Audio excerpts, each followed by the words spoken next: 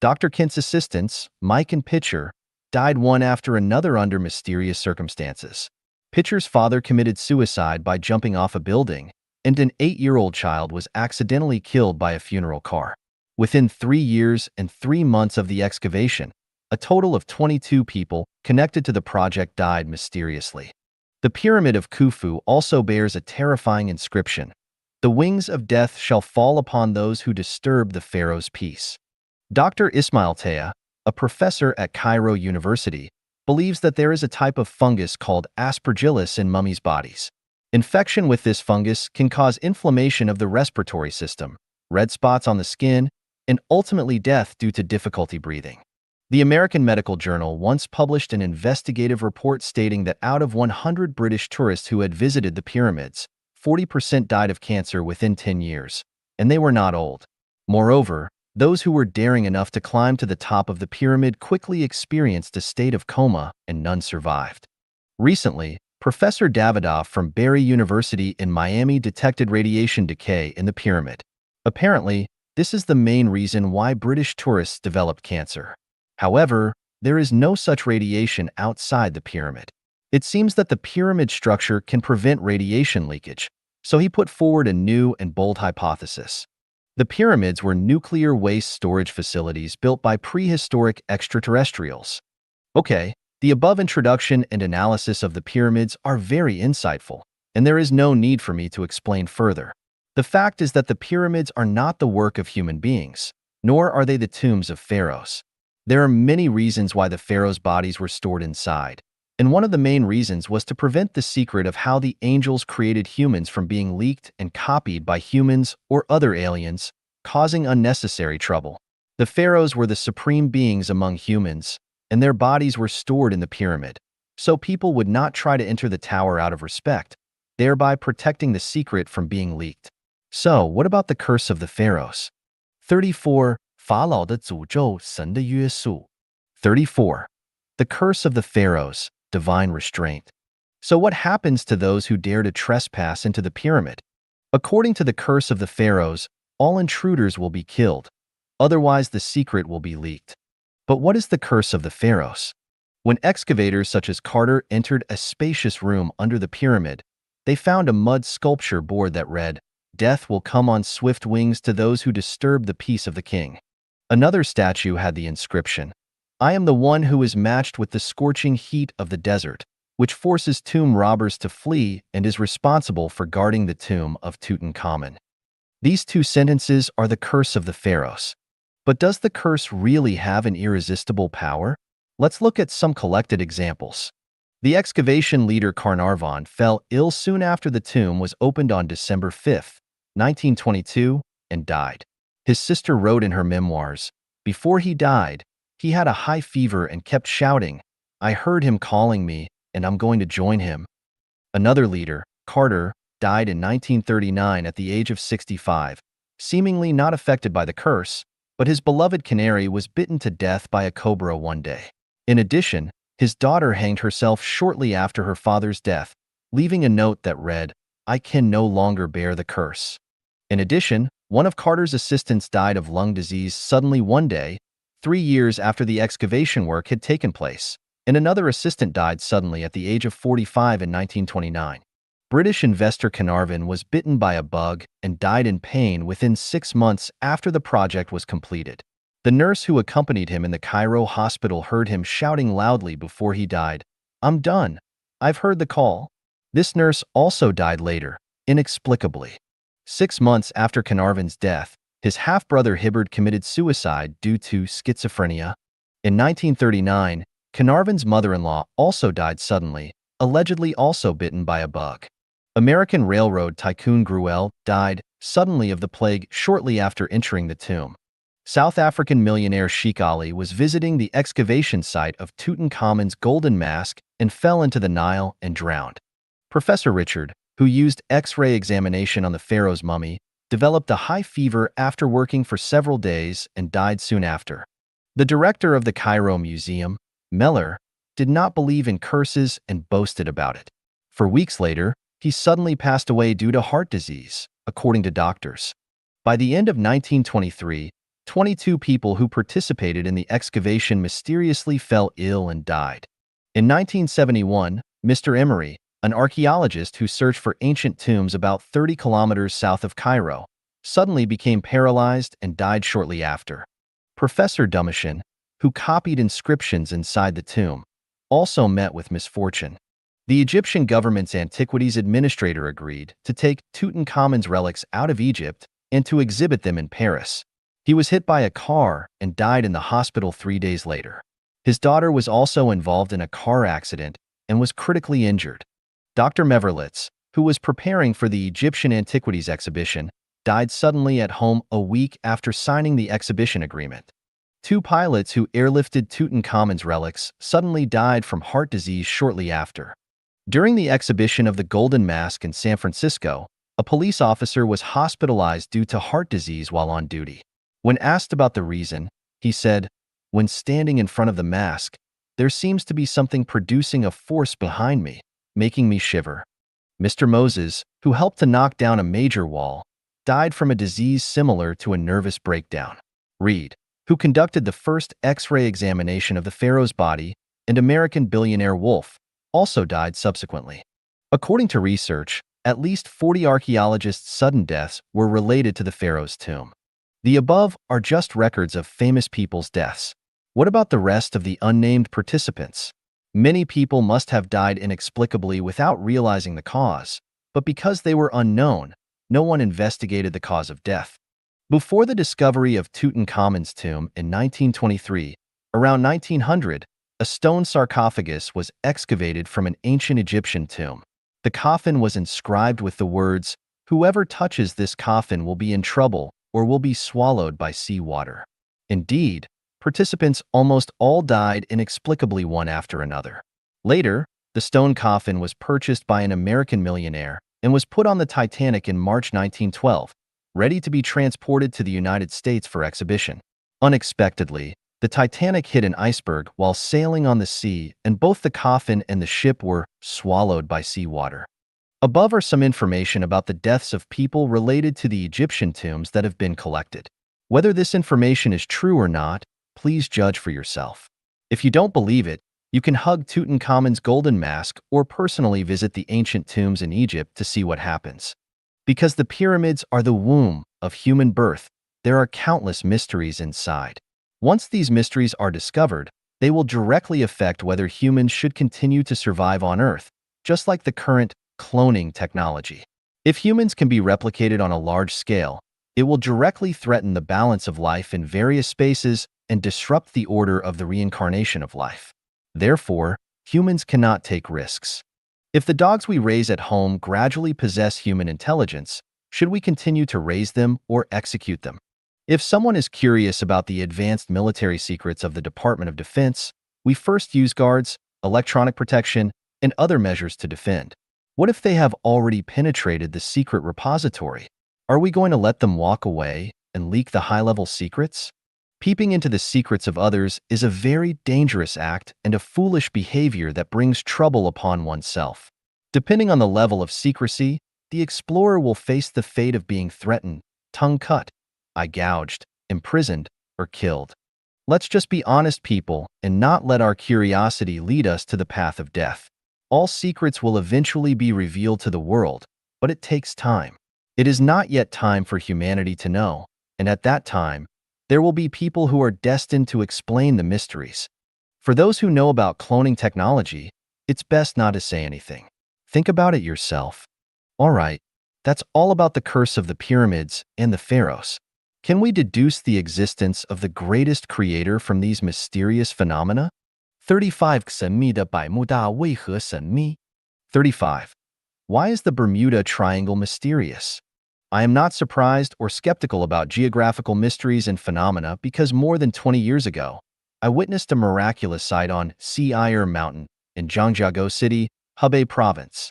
At that time, I was studying in Zhangjiago and liked to invite some classmates to go hiking on the mountain on Sundays. Once, we came to the half slope of a mountain and saw 3 closely connected square caves with sides about 1 meter long, arranged side by side on the mountain. Curiosity naturally made us look into the caves. I don't remember the order in which we looked into the three caves, but I only remember that in one cave, there was a cold wind blowing directly at us. In another cave, drops of water fell into a small pool in the cave, and in the third cave, there was neither wind nor water, but the cave was full of ice blocks and ice edges. We stood at the cave's edge, using our imagination to speculate how such a strange sight was formed. It was late spring and early summer at that time, and the ice in the cave should have melted long ago. Where did the ice come from? Moreover, why were there no ice in the other two caves that were tightly adjacent? What's more puzzling was where did the wind come from in the cave? With doubts in our minds, we went down the mountain and asked a local person as if we had discovered a new continent. Do you know there are 3 strange caves on this mountain? He laughed and replied, yes, I know. One is called the Wind Cave, the other is called the Water Cave, and the third is called the Ice Cave. I knew about them since I was a child. This mountain is called Seir Mountain. If you kowtow in front of the cave, you will have sons in the future. Wow, it's amazing. Looking back, I wonder if my son is the result of those frequent kowtows at Seir Mountain. Seir Mountain seems to hold its own mysterious blessings, while Bermuda doesn't offer as much fortune. The Bermuda Triangle is called the Devil's Triangle, Death Triangle, Ship and Aircraft Graveyard, Black Hole of the Earth, and so on. So, what is Bermuda? What is the Bermuda Triangle? And why are there these terrifying nicknames? Bermuda is an archipelago of more than 360 islands located in the Pacific Ocean. The Bermuda Triangle refers to a triangular sea area that extends from Bermuda in the north to Puerto Rico in the south of the Caribbean Sea and west to the southern tip of the Florida Peninsula in the United States. The reason Bermuda is known as the Death Triangle is that ships and airplanes often mysteriously disappear in this area. Below, I have excerpted several reports for everyone to understand the mystery of Bermuda. How terrible and mysterious is the Bermuda Triangle? More than 500 years ago, the famous navigator Columbus had encountered a magical and terrifying natural phenomenon in the Bermuda Triangle.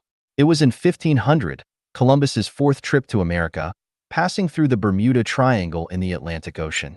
One day, Columbus and his companions on board came out of the cabin and stood on the deck, enjoying the beautiful seascape here. At that time, the sky was clear, the wind was calm, and the sea surface like a mirror reflected the dazzling moonlight, and the waves stirred up by the bow of the ship looked like piles of snow-white pearls. The vast expanse of sea and sky, connected by water, made people feel soothed, relaxed, and in high spirit.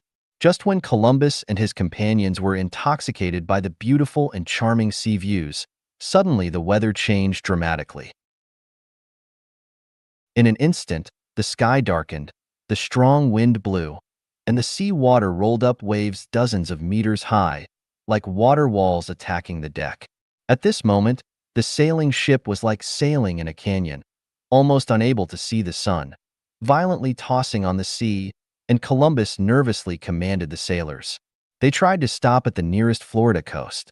Although all the people on board worked together to turn the course, all the navigation instruments on board suddenly failed, and the sailors were dizzy. Unable to distinguish the direction, the sailing ship seemed like a wild horse out of control, no longer obeying the sailors' control, and could only drift. The people on board only hoped to keep the sailing ship safe and escape from the danger. Finally, after several days and nights of hard work, they were lucky to escape from the storm and everything returned to normal, and the ship sailed forward steadily. Columbus recorded this thrilling experience in his sailing log. Regarding the mysterious disappearance of ships and sailors in the Bermuda Triangle, the earliest recorded incident was in August 1840 when a French sailing ship called the Rosalie was found anchored in the waters near Bermuda.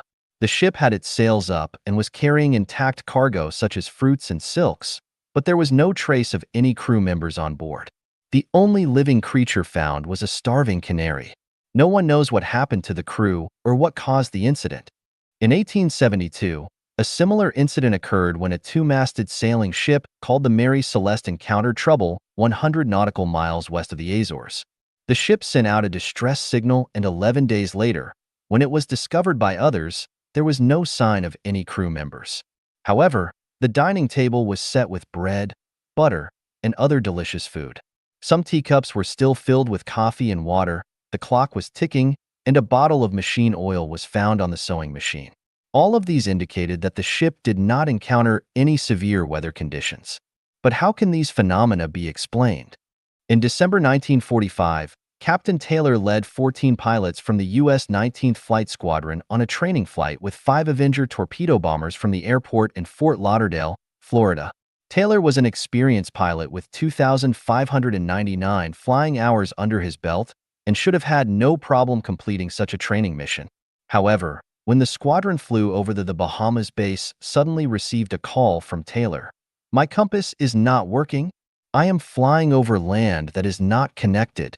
For the next 2 hours, radio communication was intermittent, but showed that they were flying roughly north or east. At 4 p.m., the command post received another call from Captain Taylor. "I can't figure out my position. I don't know where I am." Then the radio signal became weaker until it fell silent. The command post realized that something was wrong and immediately dispatched a seaplane to search. Half an hour later, people on an oil tanker saw a fireball, and the seaplane had crashed.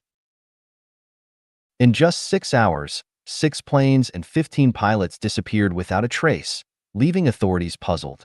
The military decided to conduct the largest search ever, involving 300 aircraft and 21 ships, including aircraft carriers. The search covered every inch of the sea from the Bermuda Triangle to the Gulf of Mexico, lasting for 5 days, but still no trace of the 6 planes was found. In 1935, the sailors on the Italian freighter Rex watched as the American sailing ship La Dorada was gradually swallowed by the waves. However, 5 days later, they saw with their own eyes that the sailing ship was miraculously floating on the sea again. Another prominent example is the disappearance of the USS Cyclops, a U.S. Navy auxiliary ship carrying manganese ore, in March 1918. The giant cargo ship had 309 sailors and was equipped with good radio equipment at the time. Yet it vanished without sending any distress signals. In 1951, while searching for a missing military ship in this area, a Brazilian seaplane discovered a massive black object moving at an astonishing speed beneath the waters of the Bermuda Triangle. In February 1977, someone piloting a private seaplane over the Bermuda Triangle found that the compass needle was off by dozens of degrees, and the people eating on board noticed that their knives and forks had become bent. After leaving the area, they also discovered strong noise recorded on the tape of their tape recorder. A captain of the American Maritime Rescue Company once said that when he was passing through the Bermuda Triangle on a ship, the compass needle suddenly swung violently, and the diesel engine that was running suddenly lost power. The waves were turbulent, and there was thick fog all around the ship. He ordered the engineer to go full speed ahead, and finally broke through the thick fog. However, the waves outside this area were not big, and there was no fog. He said he had never seen anything like it before. In 1943, a Dr. Jusa, under the cooperation of the U.S. Navy, conducted an experiment using 2 powerful magnetic generators. After the generators were turned on, green smoke rose around the ship, and both the ship and the crew experienced some kind of stimulation. Some people recovered after treatment, but Jusa committed suicide afterwards. The result of the experiment was never published. In 1979, a joint expedition of American and French scientists discovered a huge underwater pyramid on the seabed of the Bermuda Triangle. According to photos taken by Charles Berlitz, honorary curator of the Miami Museum in the United States, this underwater pyramid is even larger than the Great Pyramid of Egypt. There are 2 black holes on the body of the pyramid, and seawater flows through them at high speed. The missing ships and planes all disappeared mysteriously without leaving any trace. Some crew members vanished without a trace, while the ship and other items remained intact. Why is this so? This dates back to 2 billion years ago, when the greatest creator sent many angels, super celestial beings, and Buddhas to Earth to create life forms other than humans. These angels built many life manufacturing laboratories, known as pyramids, on the 30-degree north and south latitudes along the Bermuda, Pacific, and Atlantic Oceans.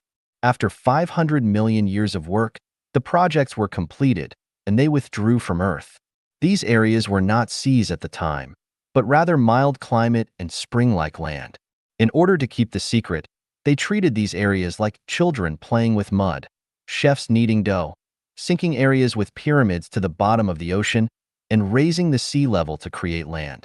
The current continents were formed 1.5 billion years ago, and the Himalayas were also created at that time. Just as the pyramids in Egypt prevented others from entering, preventive measures were also taken in areas such as the Bermuda Triangle. As for the mysteries within, they can only be understood from the perspectives of space and time. Please refer to the Universe, Time and Space chapter. 36. 海市蜃楼，极乐世界的显现. 36. Mirage, the emergence of the Elysium world.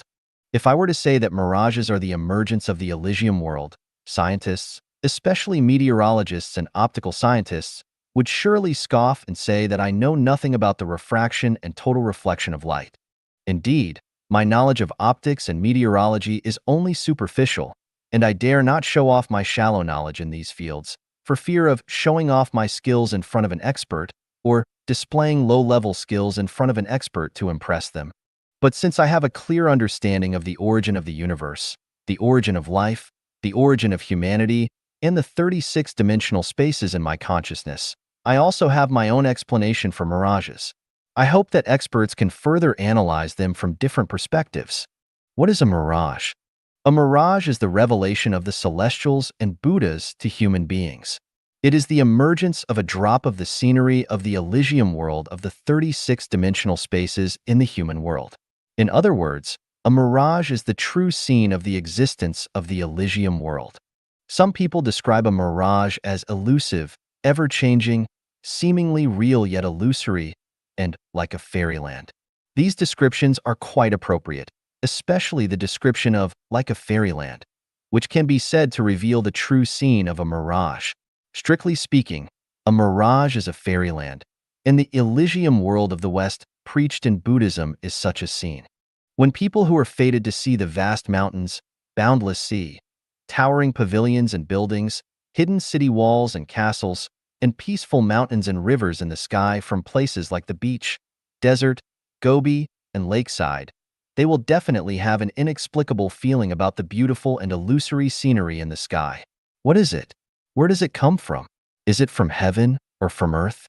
Scientists explain that it is an atmospheric optical phenomenon, the result of light refraction or total reflection in the atmosphere of different densities. More precisely, natural landscapes on Earth are illuminated by light, reflected into the atmosphere, and due to the drastic temperature changes in the desert or ocean, the local air forms different densities in the sky. When the reflected light from the object enters high-density air from low-density air, it refracts like a chopstick inserted into a water bowl, casting the natural landscapes of the Earth into the sky, and then a mirage appears. The explanation seems reasonable, but I would like to point out the following details and see how we can explain them. All explanations say that mirages are the refraction or total reflection of distant landscapes. I want to ask, what exactly is meant by distant? How far away is considered distant? Many sky appearances have been recorded. Have scientists found similar or alike landscapes on Earth corresponding to the distant mirages? What is the image formed after refraction, an upright or inverted image? If it is an inverted image, why is the image seen in the sky upright? If the image formed after refraction is upright, why are some mirages inverted? Do the reflected light rays enter from a rarer medium into a denser medium or from a denser medium into a rarer medium? In other words, do the light rays refract from the sky downwards or from the ground upwards? Objects on the Earth reflect light towards the sky only from below. So how can reflections occur from above to below? Of course, we can say that light rays undergo infold refraction in the atmosphere, leading to reflections from above to below, but this is only theoretical and does not work in reality. If it did, we would see mirages every day. Experts say that in the scorching sun of the desert, due to the low specific heat of sand, the temperature rises quickly. The temperature of the lower air near the sand rises very high, while the temperature of the upper air remains low. This creates an abnormal distribution of temperature. Due to thermal expansion and contraction, the density of the lower hot air close to the sand is small, while that of the upper cold air is large. Therefore, the refractive index of the air is smaller in the lower layer and larger in the upper layer. When light reflected from distant higher objects enters from the denser upper layer to the rarer lower layer, it is refracted continuously, and the incident angle gradually increases. When it becomes equal to the critical angle, total reflection occurs, resulting in a mirage. This theoretical analysis seems reasonable, but I have a question. If this theory is correct, then mirages should be seen frequently in the sky above deserts all over the world. Why do some deserts not have mirages for decades? Are those deserts not within the scope of this theory? Of course, experts can argue that the desert where a mirage occurs must have a special geographic and climatic environment. Without this special nature, even if there is a desert, a mirage will not appear in the sky above it. So, I want to ask, what are the special conditions that make a mirage appear in the sky above a desert? Which desert on Earth does not have these special conditions? As for the mirages that occur near the sea, experts explain it this way. In the summer, on calm and still water, the upper layer of air is heated and has lower density, while the air near the water surface is cooled by the water current and has higher density.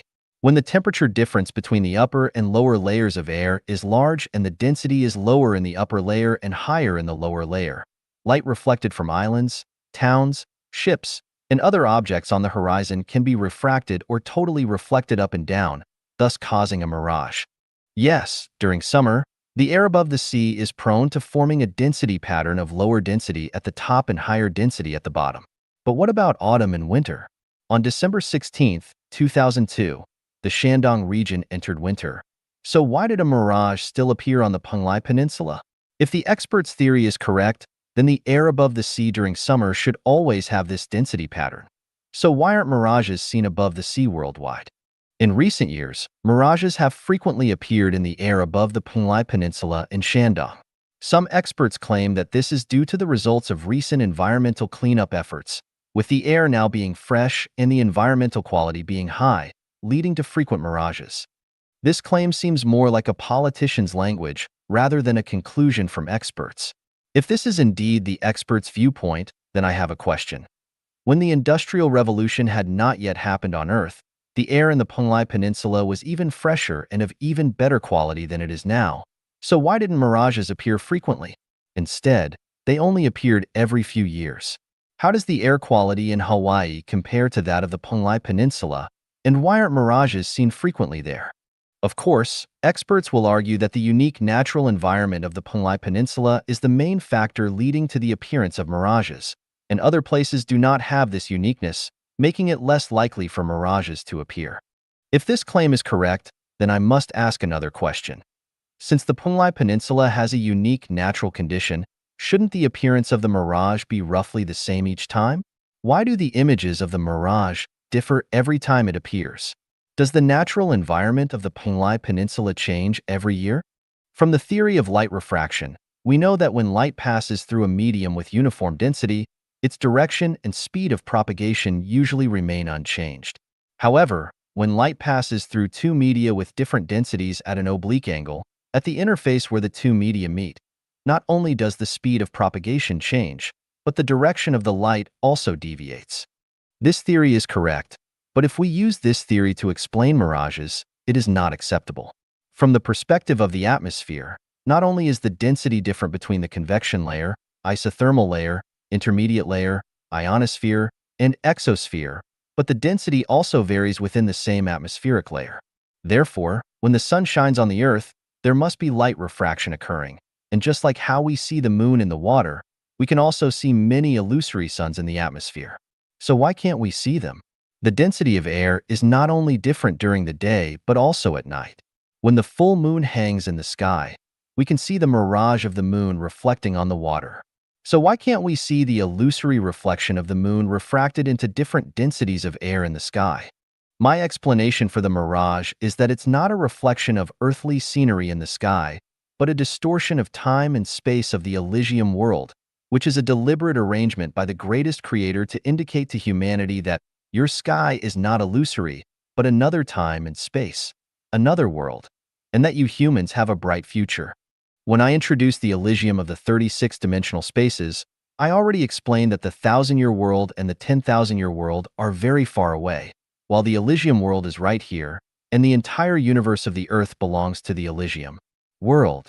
That is to say, the Earth, the Solar System, the Milky Way, the Rotary River Galaxy, and the Low Rotary Galaxy all belong to the Elysium world. Everything we see is a kind of illusory image. Mirages are illusory, transient beauty is illusory, flowers and trees are illusory, insects, birds, and beasts are illusory, rivers, lakes, and seas are illusory, the universe is illusory, and life is also illusory. Then, where is it not illusory? The answer is, the Elysium world is not illusory. Emptiness is not empty. Form is not real. The smaller the energy, the more it takes shape, and the larger the energy, the more formless it becomes. Great form has no contour. Why can't we see the Elysium world then? Because our eyes don't have that structure. Can we see ultraviolet and infrared rays? Can we see electromagnetic and biological waves? Can we see gamma and beta rays? We are in a wonderful world, Elysium world, but we only see less than 3% of the world around us. Why can't we see it? Because our merits and virtues have not yet reached that standard. This is like someone asking, why can't I stay in the White House, the Kremlin, or Zhongnanhai? Why? Think about it yourself. Here is some information that may help us understand time and space. On January 28, 1915, a Turkish army advanced towards the 60th position in the Gallipoli region. When they climbed up the hill, several clouds descended vertically and silently enveloped the hill. Several metallic beams of light seemed to shoot out of the clouds. Then, a miraculous phenomenon occurred. The soldiers, who were brave and confident, one after another stepped into the clouds and disappeared in the clouds. A soldier named Lekade saw this terrifying scene with his own eyes. He shouted to stop his comrades, but they seemed to be deaf and crazily entered the fog. After a while, the clouds rose slowly and floated away, leaving only the hill. The whole army disappeared without a trace. Where did they go? They entered the mirage. In 1994, an Italian passenger plane flying over the African coast suddenly disappeared on the radar screen in the control room and then reappeared after a while. When the flight crew landed at the airport, the duty officer asked what had happened during the flight and why they suddenly lost track of it. The flight crew was puzzled and could not figure out what had happened because their flight had been going well without any accidents. Later, someone unexpectedly discovered that his watch was 20 minutes slow, and upon investigation, it was found that all the crew members and 315 passengers on the plane also had watches that were 20 minutes slow. What happened during those 20 minutes? Where did they go? Why weren't they aware of it? And why didn't it show up on the radar screen? In the Universe, Time and Space chapter, I talked about how time is divided into latitudinal time and longitudinal time. Longitudinal time is the time of the material world, and latitudinal time is the time of the non-material world. Humans exist in longitudinal time, which is like the x-axis of a complex function, while latitudinal time is the z-axis. When a person or object disappears from longitudinal time, they enter the realm of latitudinal space-time. No matter when they return, it is still the same time point for them, but for us, it may have been a year, 10 years, or hundreds of years. The Italian plane disappeared for 20 minutes because it entered the realm of latitudinal space-time. For the plane and the people on board, it might have been just a blink of an eye, so they were not aware that they had disappeared. However, for the people in the airport control room, it was a full 20 minutes. What is the realm of latitudinal space-time? The Mirage is an example of the realm of latitudinal space-time. When I was a child, my grandmother told me a story. One day, a woodcutter got lost in the mountains while chopping wood. He wandered around for a while and suddenly saw two old men playing chess on a beautiful hillside. He didn't want to disturb them, so he squatted next to them to watch. Everything was so peaceful and natural, but the only thing that confused him was that the leaves on the trees next to him turned from yellow to green, and then from green to yellow, changing colors from time to time. After a while, when he looked away and then back, the two old men were gone. He shuddered and suddenly realized that this was a place he was very familiar with from chopping wood before. He followed the familiar path home. When he arrived at the village, he found that his village had undergone a great change. He suspected that it was not his own village. He walked towards his home along the path he remembered, and everyone he met on the way looked at him with unfamiliar eyes. He didn't recognize any of them. He suspected that he had gone to the wrong village and asked the people he met about his old village. They all said that it was the village he was asking about. He asked if they knew certain people, but they replied that they were someone's grandfather or grandmother who had already passed away. When he asked about himself, they answered that he was someone's grandfather who had gone out to chop wood one day when he was young and never returned. Now let's analyze why the woodcutter got lost while he was chopping wood in a familiar mountain.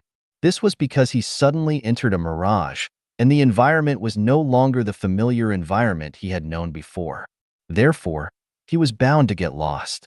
Why did he suddenly understand where he was after shivering? This was because the mirage disappeared, and he stood in the place he had been familiar with before, so he suddenly understood.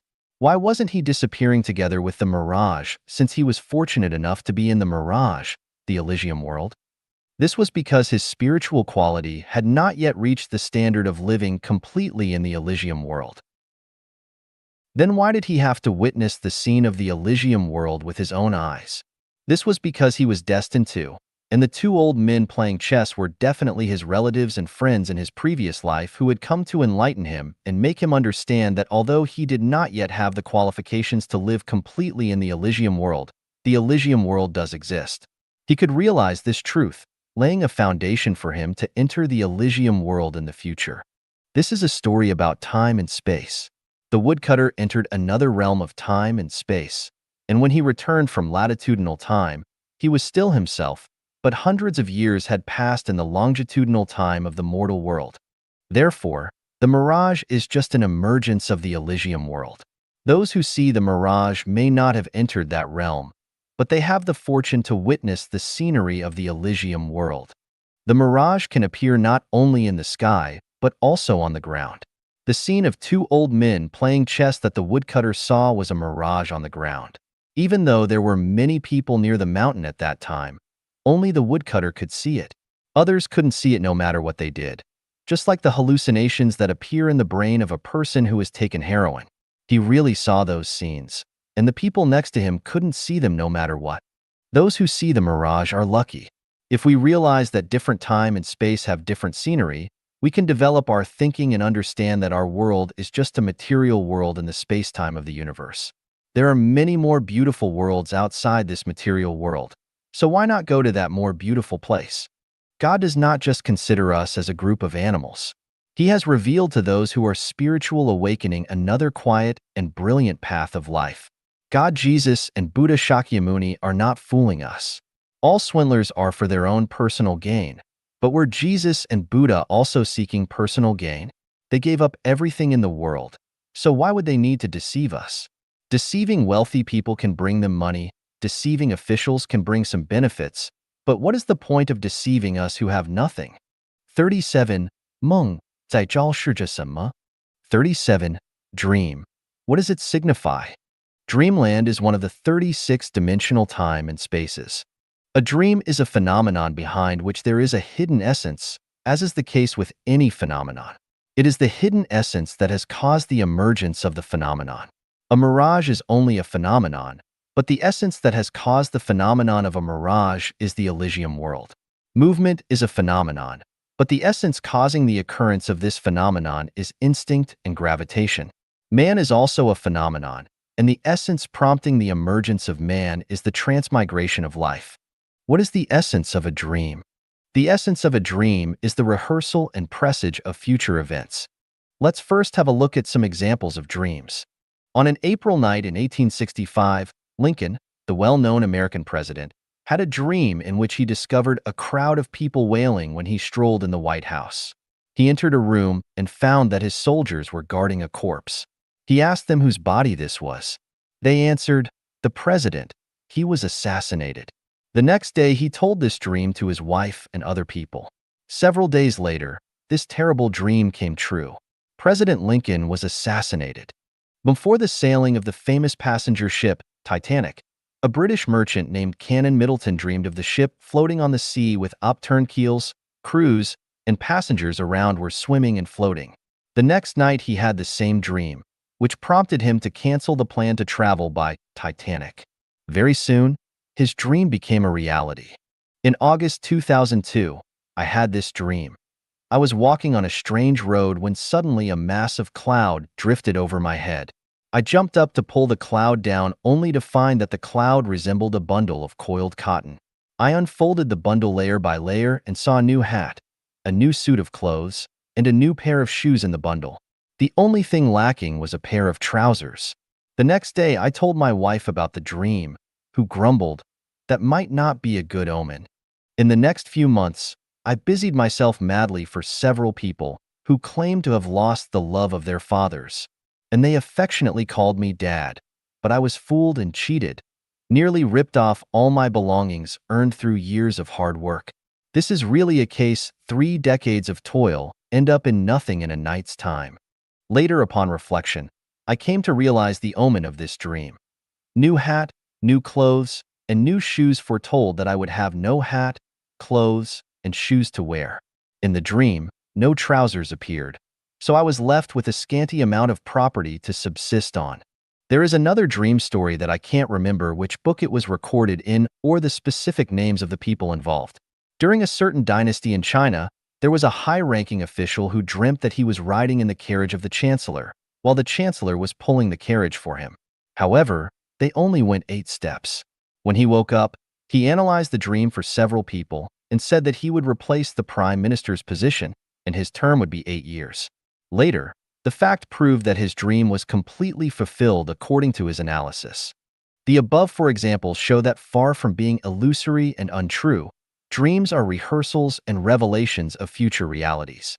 There are a large number of dreams in this aspect that have been recorded in many books, both foreign and domestic, ancient and modern, especially in the Bible. In fact, as long as each person summarizes themselves, they will find that all their dreams are a demonstration of the future. Whether we can uncover the mystery of them depends on our analytical ability and spiritual perception.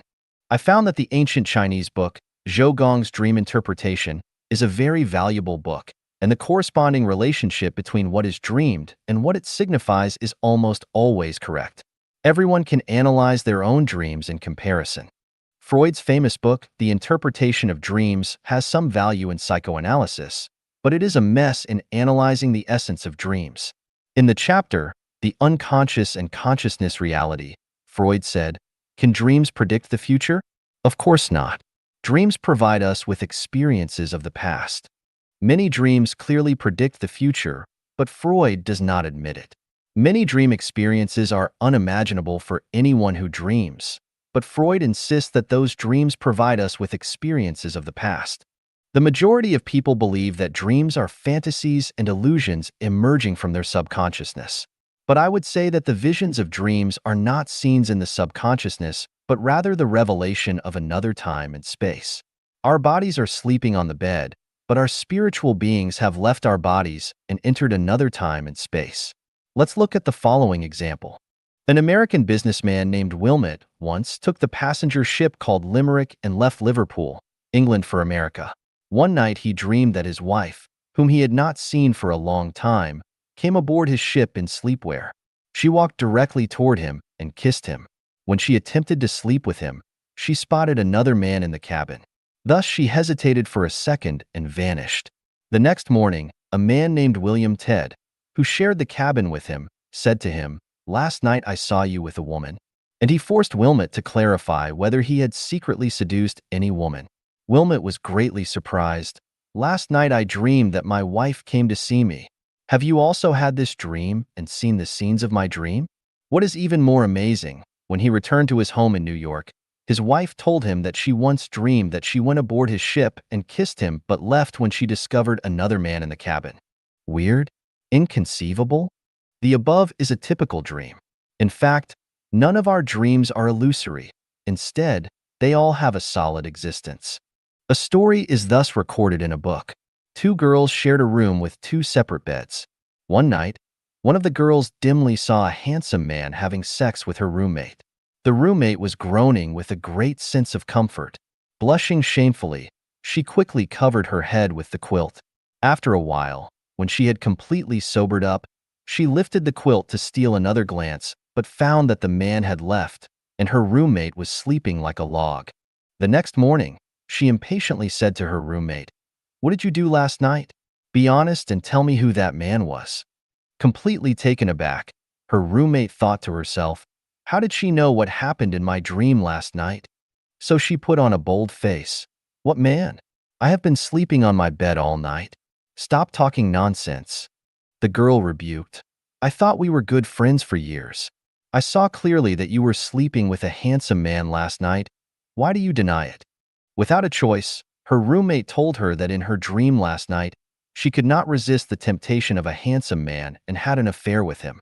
Things in dreams are more complex than things in the real world. Even if a person spends their entire lifetime studying dreams, they cannot fully explore them. I will only give a few examples to tell everyone that dreams are another time and space, another real world. So far, human understanding of dreams is only at the surface level. Only by believing in the greatest creator can we uncover many mysteries in the universe. Without the greatest creator, we humans are like a group of headless flies, blindly bumping into things. 38. 宗教与上帝. 38. Religion and the greatest creator. First, we must understand what religion is. Religion is a spiritual and psychological activity through which man gets to know, believe in, worship, and follow gods and Buddhas. Strictly speaking, only Christianity and Buddhism are true religions. Although Islam and Catholicism are also religions, their excessive administrative interference in secular affairs means that they cannot be considered pure religions. Although Hinduism predates Buddhism, it can only be seen as a source of Buddhism. Sikhism is a hybrid derivative of Indian Bhakti movement and Islamic Sufism, and its content can be found in Buddhist scriptures and the Quran, so it does not have an independent ideological system. Taoism in China mainly emphasizes the unity of man and nature, the interaction between man and nature, and does not have a set theory about gods, so it can only be seen as a kind of social activity of human beings, and not a spiritual and psychological activity of understanding, believing, worshiping, and following gods and Buddhas. Shintoism in Japan is a hybrid of Buddhism and Taoism and has no new content or system. Roman Catholicism, Protestantism, Eastern Orthodoxy, and other denominations are branches of Christianity without independent philosophical systems. The original religions were mainly worship of ghosts, ancestors, totems, and idols, without a complete understanding of gods. Therefore, they can only be regarded as a social activity of people and cannot rise to the height of religion. Ancient Egyptian religion, ancient Babylonian religion, worship of the Emperor of Heaven during the Yin and Zhou dynasties in China, Phoenician religion, Hittite religion, Vedic religion, ancient Iranian religion, and so on, were basically the evolution of primitive religions, mainly worshipping nature or natural forces without a perfect understanding of God. Therefore, they can only be regarded as a social activity and cannot become pure spiritual and psychological activities.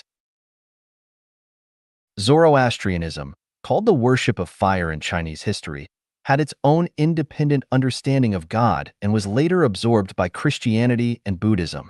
Its essence can be found in the classics of Christianity and